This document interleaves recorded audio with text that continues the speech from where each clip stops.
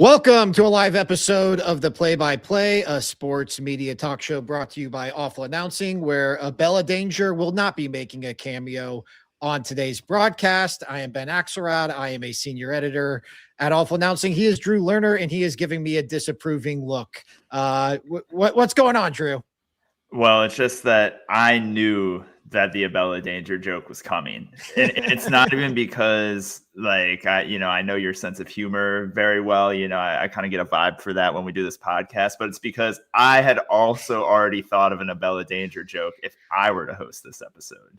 I like it. That's I did do it on the fly. I actually did not have anything prepared until the intro, and then Abella Danger was the first thing that popped into my mind. So that's where we are today. So on today's show, rules analysts, is it time for them to go? Drew, you wrote a scathing column calling for the end of the rules analyst industry as we know it, and just wanted to run through that on today's episode. So first of all, what spurred this, and then give us your thesis. Yeah, well, I think just watching the weekend of NFL divisional round games kind of spurred it. Honestly, like, I had received a few text messages from friends, from family about like the poor refereeing, and then specifically multiple people talking to me about the rules analysts. And that's when I had kind of took a bit closer interest in it for the rest of the weekend's games. Like, yeah, are they adding any value to the broadcast? And what I determined was, I really think these rules analysts are just being used as a crutch for the broadcasters, right? I kind of boiled it down to three things. Like, these analysts are either there to validate the opinion of the announcer, they're there to validate the call on the field by the ref, or invalidate in some cases, some rare cases, and then to validate the feelings of the viewer at home. So it's like they're really just there to make you feel good about like the call on the field one way or the other, right? Like, most of the time they're not really digging in to the intricacies of the rules. And when they do, there was an instance in week 18 where ESPN's rules analyst Mike Chase actually incorrectly interpreted a rule during the Buccaneers Panthers game. And then subsequently the next day, the NFL's VP of officiating, Walt Anderson, went on NFL Network and essentially refuted what Mike Chase's interpretation of this pass interference call was. So it's like, even when they are getting into the nitty gritty of these rules, a lot of times they're subjective, and a lot of times what they're saying isn't even accurate. It's interesting to me because this is a relatively new facet to these broadcasts. Like, this is something that's only really come along in the last 10 years, even. Like, I can't remember. Mike Pereira started at Fox, I think, in the early 2010s. So, and he was kind of the trailblazer and all this, and then other networks followed suit. And now it just seems like it's like a sideline reporter. It's like you have your play-by-play guy, you have your game analyst, you have your sideline reporter, and you have your rules analyst. And there definitely have been, I think Mike Pereira is pretty good, actually. There's been some bad ones. It's like, do you remember what the point we got to with Mike Carey, where it was just like he went like 0 for like 100 on a season, where it's like he would say something and then the call would go the completely, like, it became like they were spoofing it on SNL. And I think he wound up being one and done for CBS. So, but I think like kind of what you're hitting on is like, what's the upside? It's like the upside is they're either going to sound like a shill for the refs who are in the game. They're either going to have an awkward disagreement with the booth that they're working with, which seems to happen on Monday Night Football once a week, or they're going to, I don't know, like I think one thing is you do gain a perspective, but a lot of this perspective, it ultimately is secondary to what's the call. And that's like all people actually care about is what is the call. I feel like the upside is minimal. Like, I can cite an example actually from this season where I was like, this is great. Like, this is why you have the rules analysts. And it came during a Steelers game in the middle of the regular season where after a touchdown, there was some unsportsmanlike conduct penalty that had moved the ensuing kickoff up to up 15 yards, right? And then Chris Boswell, the Steelers kicker, actually ended up intentionally kicking the ball out of bounds, which normally you think, well, a kickoff out of bounds goes to the 40-yard line.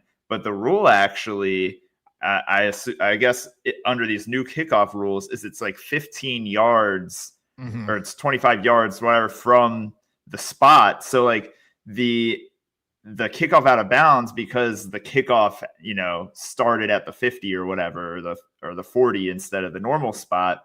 Actually, the Browns or whoever this was actually just got the ball at the 25. So instead of getting it at the 40, you kick it off out of bounds. The team gets it at the 25. And I was like, okay, I learned something new there. That like this is a mechanic in the rule book that I had no idea what was about. But nowadays you're seeing these rules analysts come in, and it's almost for like any sort of semi-controversial pass interference call where it's like, all right, we're going to slow this down frame by frame, and we're going to try to determine what is hand fighting and what is actually prohibiting the receiver from catching the ball. And at the end of the day, I think we can all agree that's just a subjective call, and try to get a rules analyst to give their stamp of approval one way or the other doesn't really change the fact that it's going to be called one way or the other on the field, and you're not really learning any intricacies of the rules. It's more like these analysts are either coming in once again to validate what the announcers had said or validate what the refs have said. And then at the end of the day, try to make the fans sitting at home feel good that like the call is justified, and then maybe not be as angry at what the officials are doing on the field. Yeah, so much of it is subjective. There was a call in the Seahawks Bears game, or the Rams Bears game on Sunday night, where it was after the play. I think it was a Bears offensive lineman or defensive lineman ran into a player on the Rams, and it got called for a late hit. And it wasn't like a quarterback late hit, but it was like a little like shove after the whistle, and it wound up getting called. And I look on my timeline, and every Bears fan is up in arms. And I don't follow any Rams fans, but I would imagine Rams Twitter was pretty quiet. It's just like you see what you want to see. Like you see what you want to see based on who you're rooting for, who you bet on. And to bring in a rules analyst really just, again, it's like, what's the upside? My whole thing on it is I just think replays and officiating have become way too much a part of these broadcasts.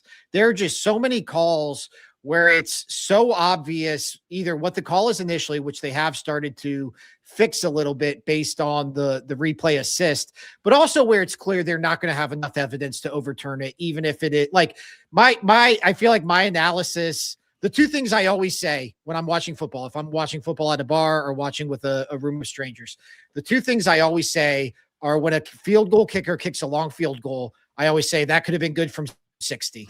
Or if there's a penalty that gets called and they're reviewing it, I always say that's not whatever the call was should stand. And it seems like that is like 90% of these replays is whatever the call was should stand, because these players are so big and fast and strong. You're never going to get a clear look at whether a play should have been overturned or whether it should have stood as called. So, but to bring in the rules analyst, to me, it just like highlights the worst part of the game, which is these incessant replays over and over. I could, if you wanted to make a change, I could see bringing in a rules analyst after the play to analyze what happened and what he and what he thinks, like why the refs made that determination.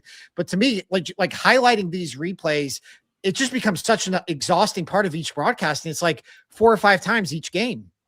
Right. And then so much of the discussion after the fact becomes about these few calls that had an impact on the game one way or the other, rather than, the actual playing on the field. And I don't know, maybe that's something that the NFL wants, like because it drives engagement. I don't know. But the weird thing to me is just how eager all of these broadcasts are to bring these guys in and use them as a crutch. Like even in last night's national title game, the amount of times Kirk would just be like, "Hey, Bill," which is ESPN's college football rules analyst, Bill Lamanier, I think. I don't really know how to say his last name, but he would literally just go like, "Hey, Bill, like, what do you think about this one? What do you think about that one?" And it must have happened, 10 times throughout the broadcast. And, he would come on and just be like, I agree or I disagree. And he wouldn't really give much analysis at all. And it's like, do we really need a former ref or a TV ref to come and tell us like that it's all kosher down there?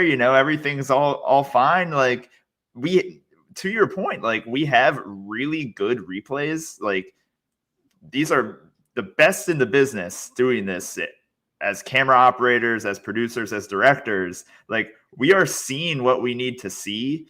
And sure, there are going to be times where like fans might not understand a rule, but I think at this point, like the quality of the broadcast really speaks for itself. And you don't really need a second opinion on these judgment calls outside of what the play-by-play and what the color commentator want to say, which oftentimes is probably a better reflection of what the fan at home is thinking.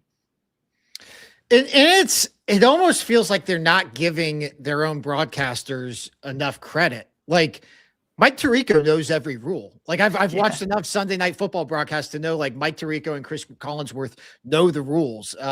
Maybe the Amazon booth could use a rules analyst at this point, but most of the national broadcasts, including the CBS's top booth and Fox's top booth, like they know the rules. Like Tom Brady knows the rules. He played football like 2 years ago. And here's the worst part about it.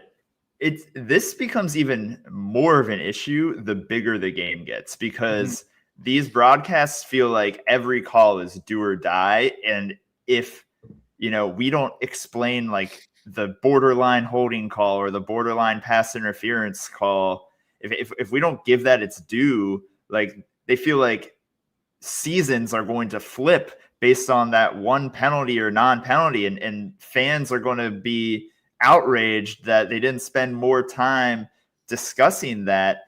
Whereas like what it really does is just take away from the broadcast, the flow of the game. And you're getting these rules analysts jumping in a dozen times throughout a broadcast. And it's like, holy shit. Like, can we just accept that, these calls are going to happen and, we can explain them to the best of our abilities and then move on? I mean, I don't know. It seems like it's something that gets worse, in conjunction with how big the game actually is.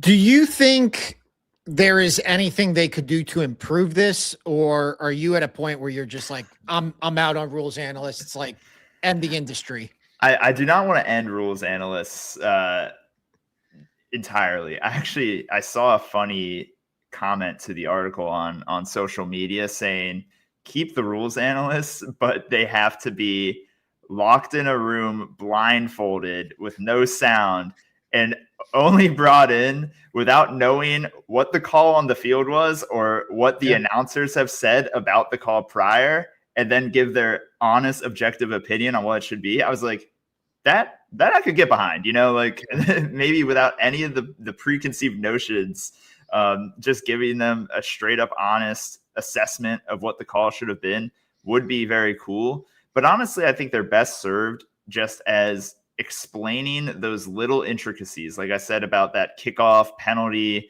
out of bounds, going to the 25-yard line instead of the 40. Like that's the type of stuff where they do add a lot of value. But we do not need to be breaking down frame by frame, like slow motion catches for the rules analyst to determine whether or not it's a catch or not. I think at this point, we all kind of know, we all have an idea of at least the elements of a catch that people are looking for, or the officials are looking for. Even if it's not called very consistently, we at least know the generalities of what a catch is.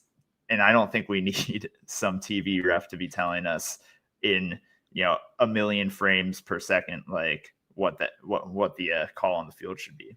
Yeah, and that's I think that would be the other part of it for me is there are some calls that like decide games. Like there is the famous New Orleans Saints Rams NFC title game, the non-pass interference. Like there are definitely calls where it's like, okay, this is going to be analyzed frame by frame.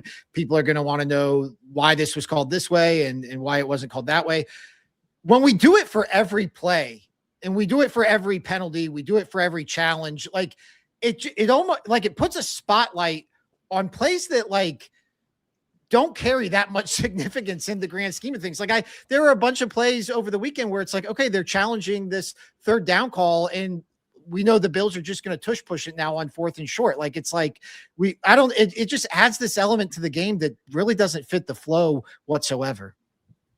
Yeah, exactly. Like, do we need someone to go and tell us, like, when we're seeing the down the line first down shot, like, did the ball carrier reach the first down line? I don't think that takes a professional ref to tell us if we have indisputable video evidence about that. Yeah.